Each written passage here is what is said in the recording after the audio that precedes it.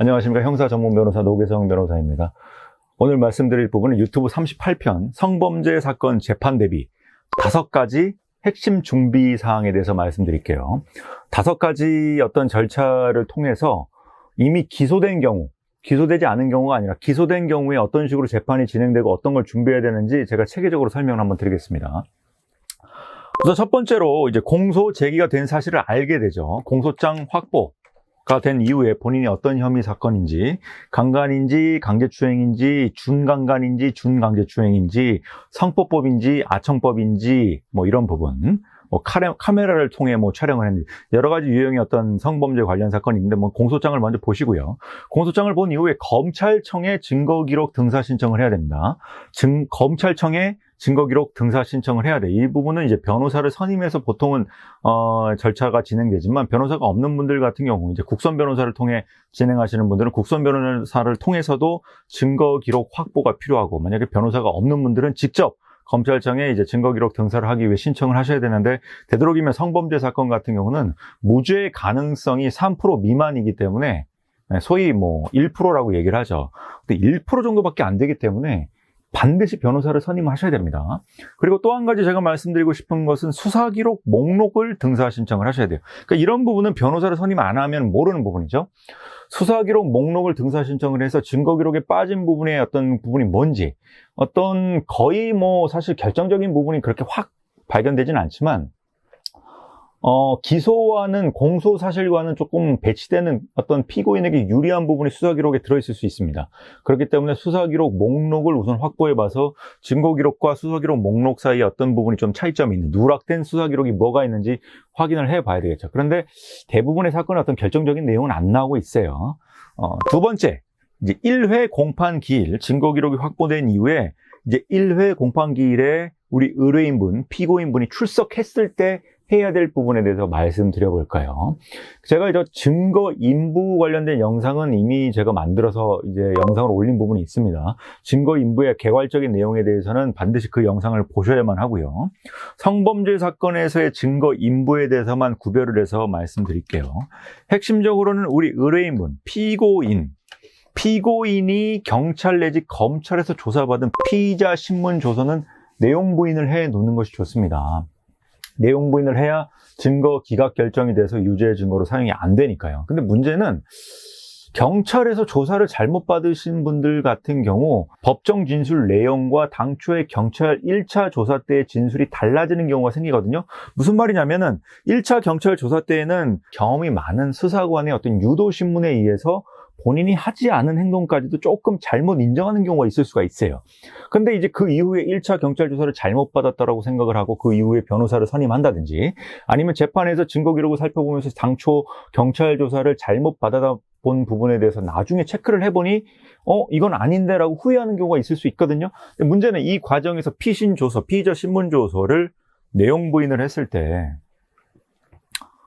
검사 측에서 법정 진술, 법정 주장의 어떤 내용과 당초의 경찰 조사의 내용이 달라진 부분을 문제 삼으면서 탄핵 증거로, 즉 피고인의 진술의 신빙성을 탄핵하기 위한 탄핵 증거로 사용하는 경우도 왕왕 있습니다. 이런 부분을 항소심에서 이제 경험이 많은 공판검사분이 들어오시면 이런 경우가 있어요. 1심 공판검사는 수사검사가 아닌 공판검사가 들어오면 사실 연차가 법원에 따라서는 조금 연차가 낮은 전연차 검사가 공판 검사로 나오는 경우가 있어서 탄핵 증거로 적극적으로 제출하겠다, 이런 경우는 많지는 않은데 항소심에서 재판을 하다 보면 종종 당초 내용 부인해서 증거 능력이 없어진 증거를 탄핵 증거로 제출한다, 이런 내용도 왕왕 있어요. 그러니까 사실 1차 경찰 조사를 진짜 잘 받아야 돼요. 전략적으로 본인에게 무엇이 유리한 것인지 잘 생각을 해가지고 본인의 방어권을 충분히 행사를 해야 된다. 그러니까 결국은 경험이 많은 변호사를 꼭 선임을 해가지고 같이 조사를 받으셔야 돼요. 근데 문제는 이 경험 많은 변호사를 찾기가 어렵다는 것이죠. 두 번째, 이제 수사보고서에 대한 부동의 부분도 제가 말씀드렸고요. 이 경찰이나 검찰의 어떤 주관적 의견이 기재된 부분, 전화통화 내용, 재전문 진술이 들어가 있는 어떤 증거 능력 없는 내용들이 기재된 수사보고서에 대해서도 부동의를 하고요. 이 수사보고서에 대해서는 이제 그냥 혐의 인정을 했던 그런 사건만 했던 변호사분들 같은 경우는 수사보고서를 부동의한다는 그 개념 자체가 조금 부족하신 분들이 있어요. 이런 거는 제 이제 증거 인부 영상을 또 보시면 조금 이해하실 수가 있습니다. 두 번째, 이제 고소인 내지 참고인들. 이런 사람들은 피의자, 피고인 아닌 자들이 조사받은 제3자의 진술 조서이기 때문에 이 부분은 이제 부동의를 하게 되면 증인 소환 후 증인신문 절차로 이루어지는 것이죠. 그 다음에 카톡 내지 문자 메시지 사본, 녹음 파일 사본, 어떤 이런 내용도 증거 의견을 조금 이제 보류하실 필요는 있어요. 뭐 원본과의 동일성 여부가 확인될 때까지 뭐 보류하겠다. 그런데 사실 아예 증거 능력을 배척하기는 힘들어요. 왜냐면은 이 법원에서도 아니 뭐 당사자들이 그렇게 무죄 주장을 하고 억울한 부분이 없다는데 오히려 그런 부분이 유리하지 않습니까? 라고 해서 증거로 뭔가 배척시키고 감추려는 부분에 대해서 굉장히 유도를 합니다. 아니 그렇게 자신 있어 하고 뭔가 양형해서 뭐 무죄 주장을 하든 집행유예를 원하시든 아니 그렇다면 그렇게 부동의하면 되겠습니까? 라고 재판장님께서 사인을 줘요. 결국 부동의하지 말라고 적극적으로 얘기를 하는 것이죠. 그러면 그런 상황에서 이걸 원본과의 동일성 여부를 확인하기 위해서 이제 증거 능력 의견을 보류하겠습니다라고 얘기하는 상황 자체가 조금 어색한 상황이 될 수는 있죠. 그리고 그 유리한 내용이 오히려 일부 사본 제출된 부분에서 있을 수가 있거든요. 고소인들 중에서도 본인들이 가지고 있는 자료들을 다 제출하면서 좀 그 부분 중에서는 유리한 내용이 있을 수 있기 때문에 그렇기 때문에 원본과의 동일성 여부 확인 때문에 보류를 하는 의견이 있다고 하더라도 그 의견을 끝까지 고수할지 여부는 변호사하고 좀 상담을 해보셔야 돼요. 그리고 한 가지 이거는 또 다른 유튜브 영상에서는 좀 없는 내용인데 성범죄 사건에서는 다른 일반적인 형사사건과는 달리 서면 제출 시기를 증인신문 이후로 해야 됩니다. 제가 이제 이거는 제2차 2회 공판기일에서의 이제 절차 진행에 대해서 말씀드릴게요. 2회 공판기일에서는 1회 공판기일 때 증거 인부를 토대로 이제 증인들을 소환하게 됩니다. 주로 이제 고소인 내지 참고인들을 불러내게 되겠죠. 증인신문 준비가 굉장히 중요한 것이고 성범죄에 있어서는 핵심적인 부분입니다. 결국 고소인의 진술이 신빙성이 없다라는 부분을 탄핵해야 무죄가 나오는 것이죠. 제가 무죄를 받았던 모든 사안에서도 고소인의 주장이 믿기 어렵다, 뭔가 헷갈리고 있다, 불분명하다 라는 부분이 명확하게 납득이 되지 않으면 무죄가 안 나옵니다. 결국 고소인에 대한 증인신문 절차가 성범죄 사건에 있어서 가장 핵심적인 것이고 어떻게 보면 기회가 딱 한 번밖에 없는 거예요. 기회는 한 번밖에 없습니다. 항소심에서는 증인 소환을 안 해주니까요. 증인신문에 앞서서는 물론 제시할 수 있는 객관적인 서증을 미리 제출을 해줘야 됩니다. 그래야지 재판부가 제시할 수 있게 해줍니다. 그걸 미리 제출하지 않고 기습적으로 제출하게 되면 재판부가 허용을 안 하는 경우가 있어요. 그러니까 증거설명은 나중에 한다 할지라도 증인신문에서 제시할 서증들은 미리 증거설명서를 붙이지 않더라도 미리 재판부에 제출을 해야 됩니다. 지금 어떤 유튜브 영상이나 또 다른 어떤 서면들을 보면 고소인이 아닌 성범죄에서 피해자라고 통칭하는 경우, 피해자가 아닙니다. 왜냐하면 피해자라는 건 피해를 전제로 한 인식이 전제된 것이기 때문에 표현에 있어서 피해자라는 표현을 쓰면 안 돼요. 그래서 저 같은 경우는 피해자라는 표현을 안 쓰고 고소인으로만 합니다. 고소인. 즉 고소인의 자기 진술 상호 간의 모순 여부 확인. 고소인이 뭐 조사를 뭐 한 번 받든 두 번 받든 보통 2번 이상 받기 때문에 첫 번째 진술과 두 번째 진술과의 어떤 차이점, 자기 모순 진술 부분에 대해서 확인을 하고요. 각 진술 내용이 어떻게 변경되었는지 조사 때마다 그 혐의 사실별로 좀 표로 정리할 필요도 있고요. 객관적 물증에 반하는지, DNA 검사 내지 CCTV 영상과의 모순점, 이거는 뭐 객관적 물증이 있었을 때 이제 그에 반하지 않느냐라고 하는 것이죠. 술에 취해가지고 정신이 없었다고 하는데 영상이나 이런 걸 보면은 걸어다니는 어떤 모습이 보인다든지, 계단을 뭐 몇 층가량 내려온다든지, 휘청거리는 모습이 없었다든지, 뭐 이런 부분, 그리고 친구들과 나온 어떤 문자 내역, 이런 부분들이 보면 성범죄의 어떤 혐의 사실과는 좀 배치된 내용이 있다든지. 세 번째는 목격자 내지 참고인 진술과의 어떤 내용 모순점, 친구들과 주고받은 내용 중에 어떤 무고 혐의나 어떤 성범죄가 아니면 어떡하나 어떤 걱정하는 취지의 내용들, 그리고 왜 그 사람과의 만남, 왜 어떤 그 사람의 집이나 호텔, 모텔 이런 것에 들어가게 되었는지, 어떤 당시의 어떤 정황적 상황에 대한 어떤 대화 내용이 있기 때문에 그 부분이 이 혐의 사실과는 배치되는 부분이 있을 수 있거든요. 목격자 내지 참고인 진술과의 어떤 모순점, 그리고 뭐 피해자다운 뭐 경험칙에 반하는 어떤 그런 내용들, 이거는 뭐 통상적인 어떤 내용과는 피해자, 성범죄 피해자라고 볼 수 없는 어떤 행위, 진술 이런 부분을 찾아서 고소인의 진술이 모순된다라는 부분을 증인신문 할 때 그 자리에서 배척을 해야 됩니다. 결국 기회가 한 번뿐이에요. 준비를 잘해야 되고 당연히 고소인 입장에서는 이미 준비를 하고 나옵니다. 준비를 하고 나오기 때문에 미리 고소인의 어떤 강력한 주장 자체를 배척할 수 있는 그런 부분이 머릿속에 다 시나리오가 정립되어 있어야 돼요. 고소인이 절대로 변호사가 의도하거나 피고인이 의도한 대로 절대 그렇게 대답을 안 합니다. 다만 고소인분들 같은 경우는 사실 조금 비전문적이죠. 그리고 생각을 너무 많이 말하려는 경향이 있어요. 그러다 보면 본인의 진술 속에서 생각지도 못한 유리한 상황이 확인되는 과정이 있을 수가 있습니다. 제가 무죄를 받은 경우는 대부분 이 증인신문 과정에서 핵심적인 혐의 사실에 대해서 어떤 반박이 가능하였던 부분입니다. 그러면은 제가 증인신문 마친 이후에 재판장님께서 또 추가로 그 부분에 대해서 콕 집어서 물어봅니다. 이제 확인을 하는 거죠, 결국. 그러니까 제가 뭐 다른 영상에서도 말씀드리지만 훌륭한 재판장님은 말하지 않고 친절한 재판장님이 아니고 굉장히 불친절하면서 굉장히 공격적으로 이것저것 물어보고 오히려 피고인에게 의심스러운 눈초리로 이것저것 물어보는 재판장님이 더 좋은 거예요. 아무 말하지 않고 친절하게 대해주시는 재판장님이 더 안 좋은 겁니다. 피고인이 원하는 결과에 도달하지 못하는 가장 안 좋은 유형이에요. 뭐 여담입니다만 제가 최근에 무죄 판결을 받고 항소심에서도 엊그제 똑같이 무죄가 이제 정리가 됐고 검사가 대법원에 상고를 안 해가지고 무죄로 확정된 같은 경우도 항소심 1회 공판기일이 갔는데 그 고등법원 재판장님께서 굉장히 공격적으로 물어보셨어요. 아니 이미 1심에서 판결문에서 다 확인됐던 사실관계조차도 이건 이랬을 거 아닙니까? 당신이 이런 의도를 갖고 이렇게 행동한 거 아닙니까? 라고 굉장히 공격적으로 물어보셨어요. 그렇게 공격적으로 물어보는 부분이 얼마나 위협적으로 느껴집니까? 이거 1심 판결이 뒤집어지는 거 아닌가? 심지어는 또 주심 판사님께서도 또 이런 부분 이런 것도 문제되는 부분 의심스럽지 않습니까? 이미 제가 1심에서 반박을 했음에도 불구하고 재차 물어보는 거죠. 굉장히 공격적으로. 우호적인 태도가 아닙니다.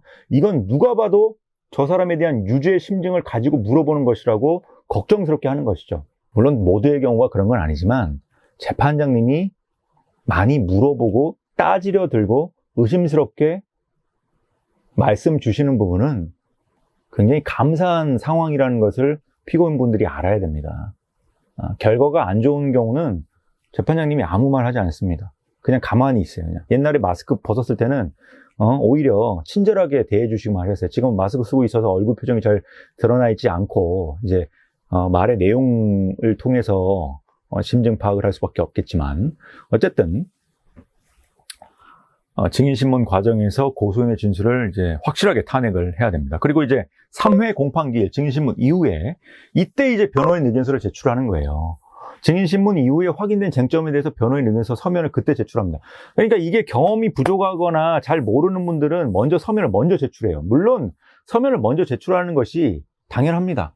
변호사가 서면으로 본인의 주장사항을 입증하고 재판부도 한 달에 수십 건, 수백 건 처리되는 사건에서 그 내용이 무엇인지 제대로 확인이 안 되기 때문에 변호사가 제출한 서면 내용을 토대로 피고인의 입장 확인을 알 수가 있으니까요. 그래서 재판에서도 재판장님께서 계속 서면 제출을 강요합니다.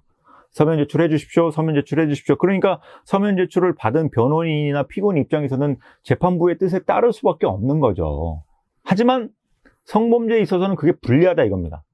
증인신문 이후에 확인된 쟁점에 대해서 분명하게 서면 제출하는 게 좋죠. 왜냐하면 또 기존 서면을 먼저 제출하면 검사 측에서 그 내용을 파악을 해서 오히려 어떤 저희가 반박하려고 했던 고소인의 어떤 그런 부분을 미리 파악하는 경우가 생길 수가 있어요. 그렇기 때문에 저 같은 경우는 재판장님이 뭐라고 해도 서면 제출을 안 합니다. 증인신문 이후에 확인된 쟁점에 대해서 변호인 의견서를 늦게 제출해도 괜찮지 않나 이렇게 생각을 합니다. 이거는 일반적인 형사사건과는 반대되는 경우입니다. 일반적인 형사사건 같은 경우는 당연히 1회 공판기일 때 미리 본인의 어떤 입장이 무엇인지 정리를 하고 그에 부합하는 서준까지 함께 제출을 해서 공소장 일본주의에 의해서 증거 기록이 재판부에 전달되지 않기 때문에 미리 유리한 부분에 대해서는 재판장님께 설명을 해야 되는 것이 일반적이에요. 근데 성범죄 사건 같은 경우는 그렇지 않다 이겁니다. 그리고 저 같은 경우는 피고인 신문보다는 PPT 변론을 합니다. 어떤 영상을 보면 피고인 신문 준비를 잘 해야 된다고 하는데, 아니, 생각을 해보십시오. 이미 경찰 조사 받았고 검찰 조사에 다 있단 말입니다. 거기에 공격적인 질문 내용 다 있고 이미 불리하단 말이에요. 그리고 검찰 수사관님이나 뭐 검사님들도 바보가 아니고 수사를 너무나 많이 했던 전문가들이기 때문에 피고인 신문 과정에서 도리어 피고인이 매우 난처한 경우가 생길 수가 있습니다. 그렇기 때문에 성범죄 사건에 있어서는 피고인 신문 하는 것에 대해서 조금 조심스러울 필요가 있어요. 자칫 잘못하다가는 오히려 증인 신문이 잘 되었어도 피고인 신문에서 잘못될 수 있거든요. 그러니까 피고인 신문 준비를 잘 해야 될 필요도 있지만 이보다 더 중요한 것이 제가 생각하기에는 PPT 변론입니다. 그동안의 재판 과정, 자 보십시오. 1회 공판기일 때 증거인부, 2회 공판기일 때 증인신문 했죠. 3회 공판기일까지 오기까지 보통 2달 내지 석 달, 많게는 넉 달, 더 많아지면 5달의 어떤 시간이 지나버렸단 말입니다. 재판부가 생각보다 공소장 일본주의에 의해서 증거 기록을 보지 못한 상태이기 때문에 이 3회 공판기일까지도 증거 기록을 확보 못한 경우가 많을 거예요. 그렇기 때문에 사실관계를 제대로 인식을 못하는 경우도 있습니다. 그래서 PPT 프레젠테이션을 하면서 증인신문 과정에서 확인된 쟁점사항이나 유리한 부분은 재차 확인시켜줄 필요가 있는 거예요. 이 PPT 변론 굉장히 중요합니다. 그리고 피고인신문 기왕 할 거라면 경찰 조사 때부터 대응이 잘 된 경우나 피고인신문을 하는 것이지, 경찰 조사 때 이제 조사를 잘못 받아서 나중에 입장 번복이 된 경우 같은 경우는 피고인신문을 하기 어려워요. 마지막으로는 뭐 국과수 사실조회 신청, 뭐 DNA 결과, 뭐 녹말 및 실리콘 오일이 나왔는지, 둘 중에 하나만 나왔으면은 콘돔 사용 경로가 뭐 안 됐는지, 이런 부분은 뭐 디테일한 부분이고 상담을 통해서 이제 세부적으로 말씀드릴 수 있을 거고요. 제가 뭐 블로그에서도 나온 부분이 있습니다. DNA에서 녹말과 실리콘 오일 두 개의 성분이 모두 다 검출되지 않아서 과연 콘돔 착용을 한 것인지 입증이 안 됐다라고 해서 무죄 주장의 어떤 근거로 사용된 경우도 있고요. 어떤 법무법인 같은 경우는 뭐 피해자 진술 분석, 뭐 사설 진술 분석서를 뭐 해가지고 이것도 비용이 비싸더라고요. 뭐 제가 들은 것만 해도 몇 천만 원의 비용을 들어서 했다고 하는데 사실 이게 필요한지는 저는 모르겠습니다. 어차피 말씀드린 것처럼 고소인에 대한 증인신문 사항이 핵심이기 때문에 그 부분이 잘 된 다음에 뭐 그걸 덧붙여가지고 사설 진술 분석 기관을 이용한다면 뭐 비용이 좀 저렴한 경우라면 모르겠습니다만 진짜 뭐 몇 천만 원까지 들여가지고 할 건 아닌 것 같아요. 그리고 현장 검증 부분도 있는데 이제 재판부에서 거의 안 해줍니다. 그렇기 때문에 변호사가 직접 현장 방문을 해서 뭐 동영상 내지 사진을 찍어 와가지고 PPT 프레젠테이션 내지 어떤 증인신문 과정에서 적극적으로 현출시킬 필요가 있습니다.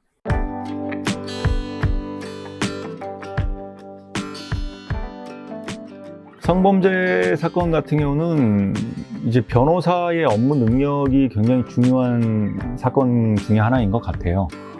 특히나 이제 증인신문의 어떤 능력이라든지 어떤 식으로 증거 현출을 할 것인지에 대해서 실제 사실관계가 무엇인지 이제 재판부를 납득시켜야 되고, 일반적인 형사사건에 있어의 어떤 무죄 판시 비율이 3% 정도밖에 안 되는데 성범죄 사건 같은 경우는 그보다 더 낮은 1%에 불과하기 때문에 변호사의 업무 능력이 굉장히 중요한 것 같습니다.